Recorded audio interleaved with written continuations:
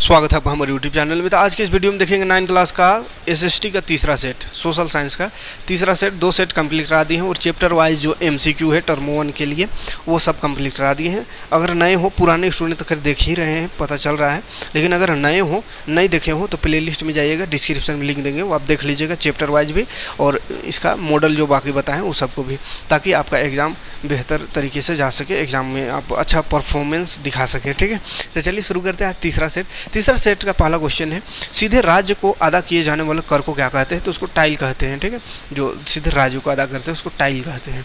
Napoleon Bonaparte कौन था? तो नेपोलियन बोनापार्ट दूसरा आंसर हो जाएगा, फ्रांस का सम्राट था।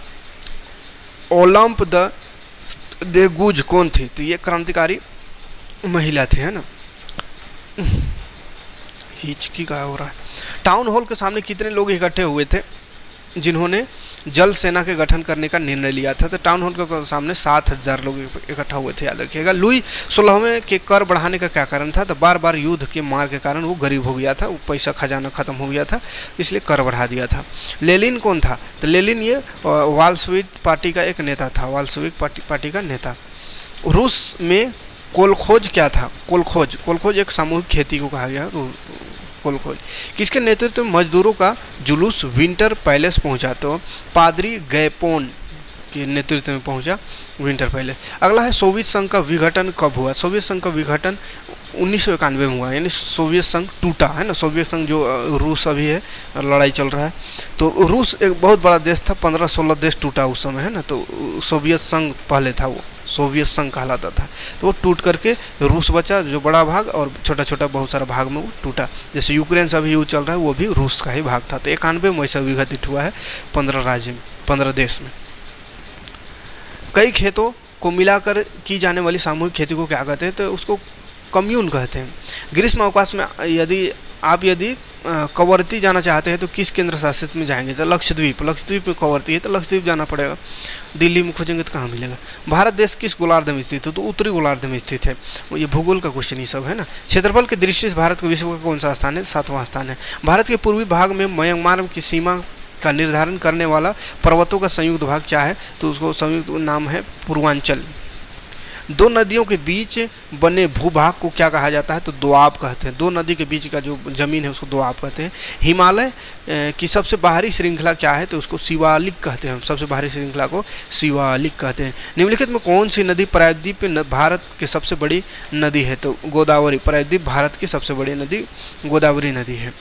अगला, नर्मदा का उद्गम किस राज्य से होता है? तो नर्मदा मध्य प्रदेश से निकलता है। बिहार का शोक के नाम से जाने जाने वाली नदी कौन है? तो कोसी नदी को बिहार का शोक कहते हैं।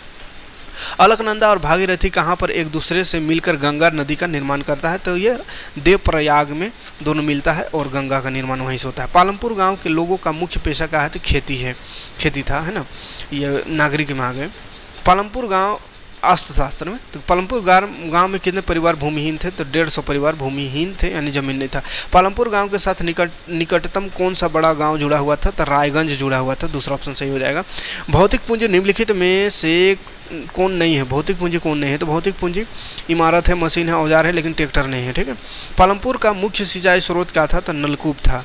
अगला क्वेश्चन है, कृषि, पशुपालन, वृक्षारोपण एवं मछली पालन तथा खनन इत्यादि क्रियाएं क्या कहलाती है? ये प्राथमिक क्रिया है, प्राथमिक क्रिया कहलाती है। मानव पूंजी किसका घोतक है? तो निपुणता एवं उत्पादक ज्ञान का भंडार इसका घोतक है। दूसरा ऑप्शन होगा। अगला क्वेश्चन है, निम्नांकित में से कौन से कारक जनसंख्या की गुणवत्ता को बढ़ाते हैं? तो साक्षरता दर, लोगों का स्वास्थ्य और कौशल निर्माण, तो तीनों मिलकर ही जनसंख्या का गुणवत्ता को बढ़ाता है। तो तीनों ऑप्शन सही है, यानी चौथा ऑप्शन लगा देना है सही। सन 2000 में शिशु मृत्यु दर कितनी थी? तो 2000 में शिशु मृत्यु दर था 75।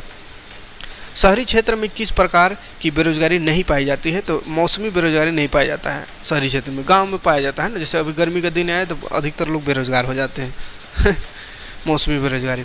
खेती बाड़ी जब तक चल रहा है तब तक बढ़िया हो, बाकी बात हो जाता है। कौन सा देश है वह जहाँ महिलाएं मताधिकार से वंचित है, यानी मत नहीं, वोट नहीं दे सकते? सऊदी अरब है ऐसा। निम्नलिखित में कौन सा तरीका लोकतांत्रिक नहीं है? तो अदालत में पानी को अपने जीवन का अधिकार का हिस्सा बताते हुए मुकदमा दायर करना, ये लोकतांत्रिक नहीं है। ठीक है, माने पानी में केस कर देना, पानी अपना जीवन का अधिकार है, हिस्सा है कह के मुकदमा दायर कर देना पानी की, तो लोकतंत्र कह के मैंने एकदम कोनो में मुकदमा दायर कर, तो ये सही नहीं है। ठीक है, अगला है संयुक्त राष्ट्र की सुरक्षा परिषद में कितने अस्थायी सदस्य देश है जिन्हों वीटो का अधिकार है? तो 5 गो है जिन्हों वीटो का अधिकार है। भारत इस पर बहुत जिद्दोजहद कर रहा है कि वीटो का अधिकार मिले, लेकिन चाइना है जो कि मिलने नहीं दे रहा है। पाकिस्तान एक ठो है, कहता है हमको भी मिलना चाहिए, तो उन लोग को मिल जाएगा तो पूरा देश बर्बाद हो जाएगा। लोकतंत्र जनता का, जनता द्वारा तथा जनता के लिए शासन है, यह परिभाषा किनके द्वारा कही गई है? तो अब्राहम लिंकन द्वारा। जिस शासन प्रणाली में अंतिम निर्णय लेने की शक्ति लोगों के चुने हुए प्रतिनिधियों के पास होता है उसको लोकतंत्र कहते हैं। भारत का लोकतंत्र भी खतरे में है। दक्षिण अफ्रीका का लोकतांत्रिक संविधान बनाने में इनमें से कौन सा टकराव सबसे महत्वपूर्ण था? तो गोरे अल्पसंख्यक और अश्वेत बहुसंख्यक का है ना। दक्षिण अफ्रीका में गोरा काला का बड़ा दिक्कत था, तो वही सबसे बड़ा टकराव था। साउथ अफ्रीका में रंग भेद कब खत्म हुआ? तो 26 अप्रैल 1994 में रंग भेद खत्म हुआ। संविधान सभा के अध्यक्ष कौन थे? संविधान सभा का अध्यक्ष डॉक्टर राजेंद्र प्रसाद थे। किसी भी बंदी बनाए गए व्यक्ति को कितने समय के भीतर मजिस्ट्रेट के सामने प्रस्तुत करना आवश्यक है? तो 24 घंटा के अंदर मजिस्ट्रेट के सामने प्रस्तुत करना है। भारत के संविधान की व्याख्या का अधिकार है सर्वोच्च न्यायालय और उच्च न्यायालय को इसका व्याख्या करने का अधिकार है। तो ये रहा 40 क्वेश्चन। बाकी सेट भी देखिएगा और चैप्टर वाइज देखिएगा, क्वेश्चन कहीं से नहीं आएगा, यही सबसे आएगा जितना बता रहे हैं। ठीक है, मिलते हैं नेक्स्ट वीडियो में। और 3 हुआ और 3 सेट देंगे, सोशल साइंस का भी और बाकी सब्जेक्ट का भी सेट दे रहे हैं लगातार। मैथ का 4-5 सेट हो गया, 4 सेट हुआ, साइंस का 3 सेट हुआ है ना। तो 1-2-3 दिन के अंदर में सारा सेट 6 सेट सब सब्जेक्ट दे देंगे।